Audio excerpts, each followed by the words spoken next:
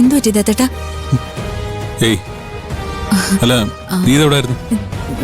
ഞാൻ അപ്പുറത്ത്. ആരാ ദത്തേട്ടാ നേരത്തെ വിളിച്ചേ? അത് എൻ്റെ ഒരു ഫ്രണ്ടായിരുന്നു. എന്താ മുഖം വല്ലാതിരിക്കുന്നെ? ഏയ് ഒന്നുമില്ല. നമുക്ക് കിടന്നാലോ? അല്ല, നീ ടാബ്ലറ്റ് കഴിച്ചായിരുന്നോ? എന്നാ വാ.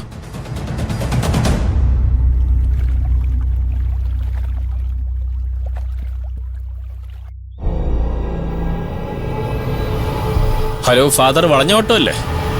അതെ അതെ, ഞാൻ അച്ചോ, ലൂയിസ് പഞ്ഞിക്കാരൻ. മനസ്സിലായില്ല. അന്ന് ആദ്യം അന്വേഷിച്ച് പള്ളിയിൽ വന്നില്ലായോ?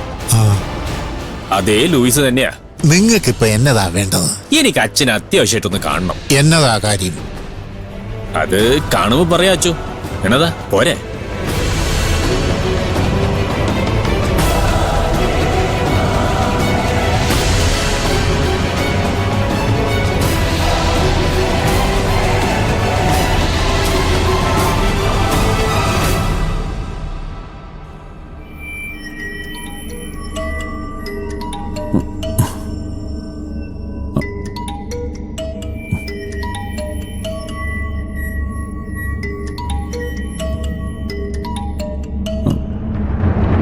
ഹലോ, ഞാനാ പൗലോസ്.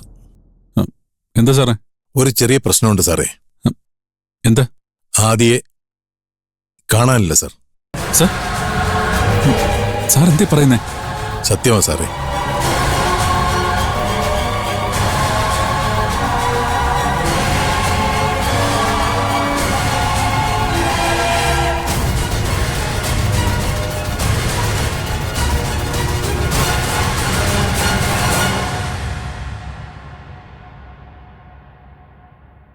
അപ്പൊ താനായിരുന്നല്ലേ എനിക്കെതിരെ വലിയ തിരുമേനിയോട് കംപ്ലൈന്റ് ചെയ്ത മഹാൻ?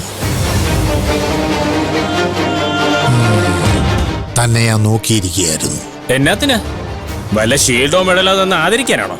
അല്ല, ചെപ്പക്കുറ്റി നോക്കി വരണം തരാൻ. എടോ, ഒരു മുൻപരിചയമില്ലാത്ത എന്നെ പറ്റി എന്തൊക്കെ ഏഷണികളാടോ താൻ തിരുമേനിയോട് പോയി പറഞ്ഞത്? ഞാൻ കോളേജ് ഗുണ്ടാസംഘം നടത്തുന്നു, അനധികൃതമായ പള്ളിമേടയിൽ ആളുകളെ കയറ്റി താമസിപ്പിക്കുന്നു, ഇടവകയിലെയും സഭയിലെയും കാശെടുത്ത് അന്യമതസ്ഥരെ സഹായിക്കുന്നു. ഇങ്ങനെയൊക്കെ ഇല്ലാത്ത കാര്യങ്ങളിൽ ആരോപണം ഉന്നയിക്കാൻ തനിക്കാരാടോ ലൈസൻസ് തന്നു? എന്നാ തെളിവാടോ തൻ്റെ കയ്യിലുള്ളത്? തെളിവുകളൊക്കെ ഞാൻ കാണിക്കേണ്ടവർക്ക് കാണിച്ചോളാച്ചോ. എനിക്കെതിരെ തെളിവുണ്ടെങ്കിൽ അത് ആദ്യം കാണിക്കേണ്ട എന്നെയാ. അങ്ങനെ നിയമമൊന്നുമില്ലല്ലോ അച്ചോ. നിയമം ഇല്ലെങ്കിൽ ഉണ്ടാക്കണം, അല്ലാതെ ഒളിപ്പോരി നടത്തുകയല്ല വേണ്ടത്. അപ്പൊ എന്റെ പ്രയോഗം അച്ഛന് നന്നായി കൊണ്ടു.